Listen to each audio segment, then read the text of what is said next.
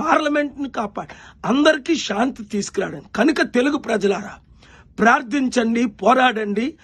EVM web live లింకులు మనకి ఇచ్చేటట్టు ఆర్ఓ గారు ఎందుకు ఇవ్వట్లేదని అడిగితే ఆన్సర్ లేదు. ఇచ్చినందువల్ల వారికి నష్టం ఏంటి? మేము ఎక్కడున్నా ఇది వాచ్ చేస్తాం కదా. మేము వెళ్ళి ఓట్లు లోపలికి వెళ్ళడానికి లేదు. ఈవీఎంలు 7 డిఫరెంట్ రూమ్లు, ఎస్కోట్ది అయితే విజయనగరంలో ఈవీఎంలు స్ట్రాంగ్ రూమ్లో పెట్టారు. ఇక్కడైతే 6 నియోజకవర్గాలు 6 డిఫరెంట్ బిల్డింగుల్లో. కనుక లైవ్ లింకులు ఇమ్మని మేము డిమాండ్ చేస్తున్నాం, రిక్వెస్ట్ చేస్తున్నాం.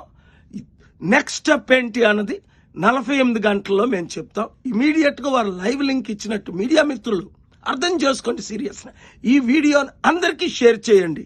Let us work together to fight together to save democracy, protect democracy and double the economy and solve the problems of the country starting with Visakhapatnam and Telugu states. Thank you very much.